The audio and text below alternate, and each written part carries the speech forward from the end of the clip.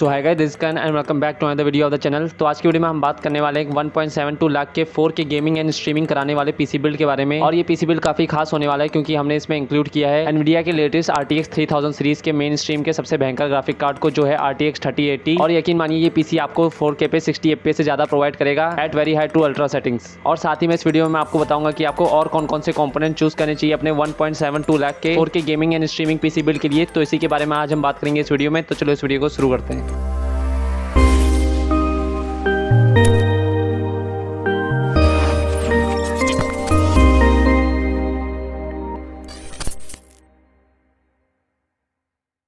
तो अपने PC build की शुरुआत करते हैं अपने पहले और सबसे मेन कंपोनेंट से, जो है सीपीयू। तो सीपीयू में हमने चूज किया है AMD की ओर से उनका AMD Ryzen 7 3700X। ये एक 8 कोर्स एंड 16 थ्रेड्स का प्रोसेसर है जो आता है 7 नैनोमीटर के Zen 2 आर्किटेक्चर पर बेस्ड। इस प्रोसेसर की बेस क्लॉक फ्रीक्वेंसी की बात करें तो इसमें आपको 3.6 गीगाहर्ट्ज की बेस क्लॉक फ्रीक्वेंसी देखने को मिल जाती है और इसमें आपको 4.4 गीगाहर्ट्ज की बूस्ट क्लॉक फ्रीक्वेंसी देखने को मिल जाती है। और साथ ही में इस प्रोसेसर में आपको 36 MB की कैश मेमोरी देखने को मिल जाती है और ये प्रोसेसर आता है 65 वॉट की TDP के साथ। और साथ ही में इस प्रोसेसर को कूल रखने के लिए इसके बॉक्स में आपको AMD का स्टॉक कूलर देखने को मिल जाता है, जो है रेत प्रिज्म RGB कूलर। इसको स्टॉक कूलर कहना तो अच्छा नहीं लगता, लेकिन ये है स्टॉक कूलर। अब इस प्रोसेसर की प्राइस की बात करें तो इसकी प्राइस अभी 29,000 रुपीज़ की देखने को मिल जाती है, ऑनलाइन या फिर ऑफलाइन। लिंक मैं आपको डिस्क्रिप्शन में दे दूंगा, आप जाके चेक कर सकते हैं। और Ryzen 7 3700X आपका काफी अच्छा प्रोसेसर होगा अगर हम उसको कंबाइन करते हैं RTX 3080 के साथ। और ये वाला कॉम्बो आपको काफी अच्छा 4K गेमिंग कराने के कैपेबल होगा। और क्योंकि Ryzen 7 3700X एक 8 कोर्स एंड 16 थ्रेड्स का प्रोसेसर है, तो इसमें आप आराम से कोई भी प्रोडक्टिविटी वर्क कर पाएंगे, जैसे 4K वीडियो एडिटिंग हो गया, फोटोशॉप का काम हो गया, और जितने भी प्रोडक्टिविटी वर्क होते हैं इस प्रोसेसर के साथ आप आराम से कर पाएंगे। लेकिन अगर आप थोड़ा सा और वेट कर सकते हैं तो आपके लिए अच्छा होगा, क्योंकि AMD Ryzen की नेक्स्ट जनरेशन आने वाली है, उसके प्रोसेसर इन वाले प्रोसेसर से अच्छे ही होंगे। तो अब हम बात करते हैं अपने पीसी बिल्ड के सेकंड कंपोनेंट के बारे में, जो है मदरबोर्ड। तो मदरबोर्ड में हमने एक X570 मदरबोर्ड चूज किया है, जो है MSI का MAG X570 Tomahawk WiFi motherboard. ये मदरबोर्ड एक X570 चिपसेट वाला मदरबोर्ड है। इस मदरबोर्ड के कुछ की फीचर्स की बात करें तो इसमें आपको 4 डिम स्लॉट देखने को मिल जाते हैं और ये मदरबोर्ड सपोर्ट करता है मैक्सिमम 128 GB की रैम। और मैक्सिमम रैम फ्रीक्वेंसी की बात करें तो ये मदरबोर्ड सपोर्ट करता है अप टू 4600 मेगाहर्ट्ज वाली रैम। और 128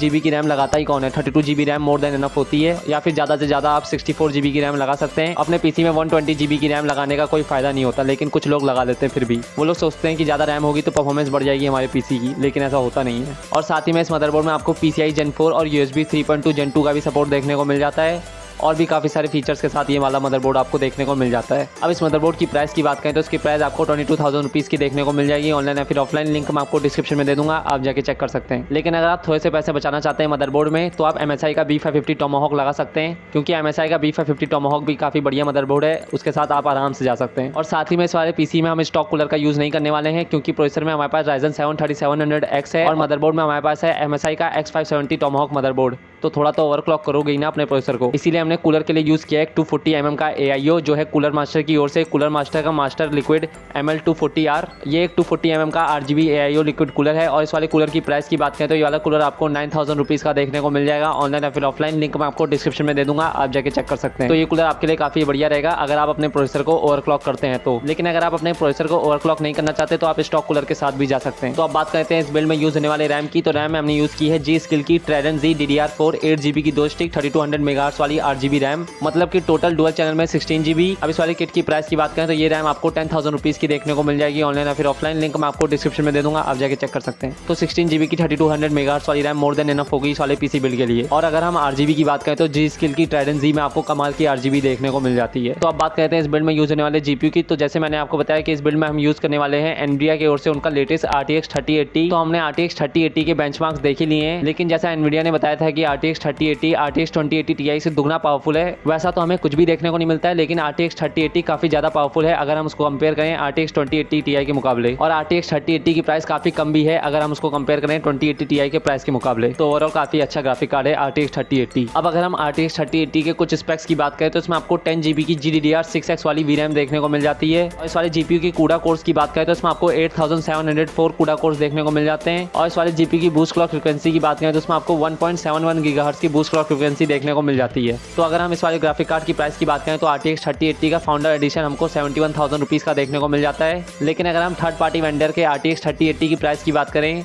तो लगभग लगा के चलिए कि थर्ड पार्टी वेंडर का RTX 3080 आपको 75,000 रुपीज़ का देखने को मिल जाएगा। क्या पता इससे महंगा भी हो सकता है, क्या पता इससे सस्ता भी हो सकता है। तो भले ही RTX 3080 RTX 2080 Ti से दुगना पावरफुल नहीं है, लेकिन प्राइस के हिसाब से ये काफ़ी तगड़ा ग्राफिक कार्ड है। तो अब बात करते हैं इस बिल्ड में यूज़ होने वाले स्टोरेज डिवाइसेस की। तो विंडोज सॉफ्टवेयर और गेम्स इंस्टॉल करने के लिए हमने यूज़ की एक 500 GB की M.2 NVMe SSD जो है WD की ओर से WD Blue NVMe SN550। ये एक 500 GB की M.2 NVMe SSD है जिसमें आपको PCI Gen 3 का सपोर्ट देखने को मिल जाता है। और NVMe SSD हमने इसलिए यूज़ की है क्योंकि ये 4 टाइम फास्टर होती है रेगुलर SATA SSD के मुकाबले। तो अगर हम इस वाली SSD की प्राइस की बात करें तो ये आपको 5,700 रुपीज़ की देखने को मिल जाएगी ऑनलाइन या फिर ऑफलाइन। लिंक मैं आपको डिस्क्रिप्शन में दे दूंगा, आप जाके चेक कर सकते हैं। लेकिन अगर आप 1-2 हज़ार और इन्वेस्ट कर सकते हैं अपनी SSD में तो आप एक 500 GB की WD ब्लैक वाली NVMe SSD के साथ भी जा सकते हैं। उस वाली SSD में आपको और अच्छी रीड एंड राइट स्पीड देखने को मिलेगी इस वाली SSD के मुकाबले। तो अगर हम मास स्टोरेज की बात करें तो मास स्टोरेज के लिए हमने यूज़ की है Seagate Barracuda 2 TB की 3.5 इंच वाली हार्ड डिस्क 5400 RPM वाली। तो अगर हम 2 TB वाली Seagate Barracuda हार्ड डिस्क की प्राइस की बात करें तो ये हार्ड डिस्क आपको 5,000 रुपीज़ की देखने को मिल जाएगी ऑनलाइन या फिर ऑफलाइन।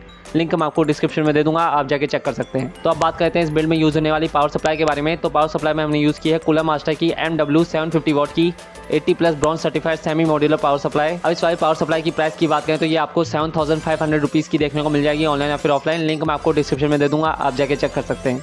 और साथ ही में 750 वाट की power supply more than sufficient होगी इस वाले टाइप की पीसी बिल्ड के लिए। तो अब हम बात करते हैं इस बिल्ड में यूज़ होने वाले कैबिनेट के बारे में। तो कैबिनेट में हमने यूज़ किया है कूलर मास्टर की ओर से उनका मास्टर बॉक्स TD500 मैच। तो जैसे नाम से ही पता चल रहा है कि इस कैबिनेट में आपको फ्रंट में पूरा मैच डिजाइन देखने को मिलता है। और साथ ही में इस वाले कैबिनेट में आपको प्री इंस्टॉल 3 120 GB के ARGB फैन भी देखने को मिल जाते हैं। तो या फिर आप इन वाले फैंस को कैबिनेट में दिए गए कंट्रोलर से कंट्रोल कर सकते हैं। और साथ ही में इस वाले कैबिनेट में आपको टेम्पर्ड ग्लास साइड पैनल भी देखने को मिल जाता है। और इस वाले कैबिनेट का डिजाइन भी आपको काफी अच्छा देखने को मिलता है, काफी यूनिक सा डिजाइन है इस वाले कैबिनेट का। अब इस वाले कैबिनेट की प्राइस की बात करें तो ये वाला कैबिनेट आपको 8,000 रुपीज़ का देखने को मिल जाएगा ऑनलाइन या फिर ऑफलाइन। लिंक मैं आपको डिस्क्रिप्शन में दे दूंगा, आप जाके चेक कर सकते हैं। तो ये हो गया हमारा 1.72 लाख का 4K gaming and streaming PC build complete. तो अगर हम इस वाले पीसी के गेमिंग परफॉर्मेंस की बात करें तो जैसे मैंने आपको बताया कि ये वाला पीसी आपको 4K पे 60 से ज़्यादा FPS प्रोवाइड कर देगा at very high to ultra settings. और साथ ही में इस वाले पीसी से आप प्रोडक्टिविटी वर्क भी काफी आराम से कर पाएंगे। तो अगर आप इस वाले पीसी के साथ जाते हैं तो ये वाला पीसी आपका काफी तगड़ा पीसी बनेगा एट दिस प्राइस रेंज। तो इतना ही था आज की वीडियो में। अगर आपको वीडियो अच्छी लगी हो तो इस वीडियो को लाइक करें, ज्यादा अच्छी लग गई हो तो इस वीडियो को शेयर करें और चैनल को भी सब्सक्राइब कर लें